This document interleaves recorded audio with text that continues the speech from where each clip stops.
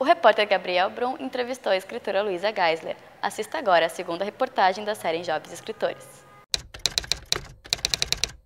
Continuando a série de entrevistas com jovens escritores, o Caderno 2 fala com Luisa Geisler, autora dos livros Contos de Mentira e Quiçá. Ela começa falando sobre o seu início na literatura.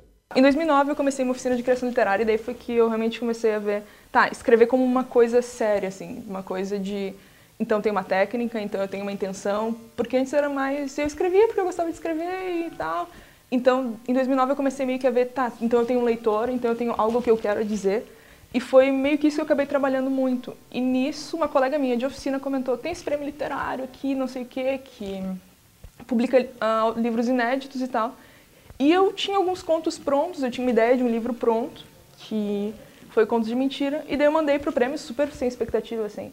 Eu tinha várias teorias conspiratórias na minha cabeça de que não ia dar certo e que mesmo que eu ganhasse, eles iam olhar meu currículo e dizer, não, tem 19 anos, não tem nada, tipo... Eu tinha uma teoria assim, que não ia dar certo mesmo, assim, que ia dar tudo errado. E nisso, o que aconteceu? E nisso eu ganhei, e foi uma surpresa gigantesca, assim. Eu achava que ia ficar entre menção honrosa, porque eu tinha alguma autoestima. Mas eu não achava que eu ia ganhar, assim. Eu achava que o livro, é um livro bom, mas não é o melhor. Então foi uma repercussão super boa que o livro, ele acabou sendo finalista do Jabuti depois, então foi uma resposta super boa, e era um livro que na época eu nem pensava em levar para editora, nem nada. Então foi mais ou menos assim, foi um pouco por acaso, um pouco intencional, assim. A oficina foi uma coisa super intencional, assim, eu quero ser escritora. Mas o livro foi meio que por um acidente, porque alguém comentou comigo, sabe? Então, foi um pouco assim, eu comecei e daí acabou uma coisa levando a outra, e eu estava trabalhando no meu próximo livro. E daí foi ladeira abaixo, assim. Sim. E quais são as tuas influências? Eu gosto muito de Hemingway, é um cara que eu acho que tem uma prosa muito boa. Guimarães Rosa... Também pelas experiências de linguagem, assim, mas é uma coisa que eu gosto muito das histórias, mais do que até da linguagem, às vezes. Machado de Assis, todo mundo gosta de Machado de Assis. Contemporaneamente, eu acho que o David Foster Wallace é muito bom também. Eu andei tendo uma obsessão, assim, pelo Amos Oz, recentemente, então eu estava lendo muito dele. Não sei se é muito saudável, mas igual. E eu ficaria por aí, assim, eu acho. E o tempo para escrever um livro? Quanto tempo tu demorou no primeiro e no segundo agora? Nos dois, o que sai, eu acho que eu demorei um ano, um pouquinho mais, um ano, uns 2 meses.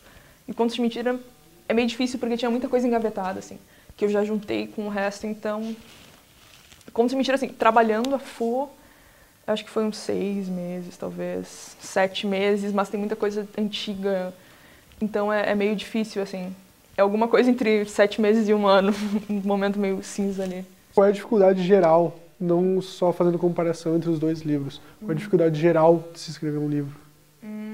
Eu acho que terminar o livro, eu acho que isso é meio difícil, assim, porque todo mundo tem um gás, assim, uma ideia inicial e vai ser muito legal, e nisso tu te ater ao livro, não importa se é um livro de contos ou um romance, assim, é uma coisa que as pessoas têm dificuldade, assim, tipo, porque tu perde aquele gás inicial e tu começa a ver que é trabalho também, sabe? Que escrever não é tipo, eu tô aqui, eu gosto de escrever. É uma coisa, tipo, se tu não escrever, o livro não vai se escrever.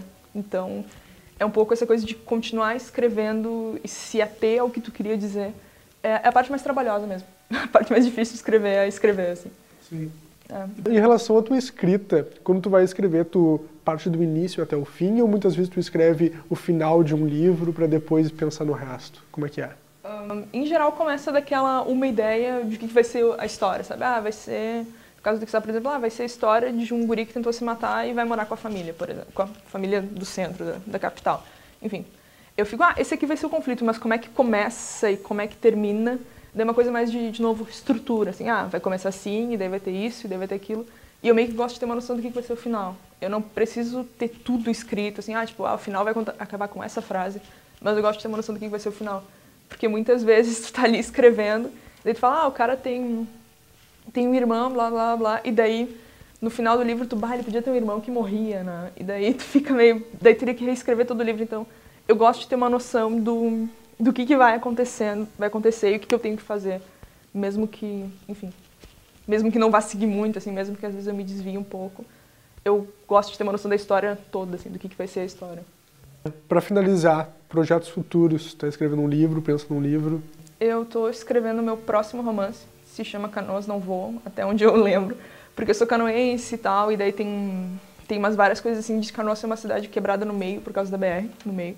Então, tem umas coisas assim que eu quero colocar no livro. Não exatamente sobre Canoas, mas assim, Canoas vai ser meio que um personagem do livro. Essa é meio que a ideia. O personagem principal, o melhor amigo dele, entra em coma e daí ele começa a escrever cartas pra ele, pra esse melhor amigo, tipo, mesmo amigo em coma e tal. E a história meio que gira em torno disso. Então é basicamente isso, é meio que um livro irônico sobre a grande Porto Alegre e meio que um pouco sobre isso, um pouco mais triste, que essa parte do amigo em coma.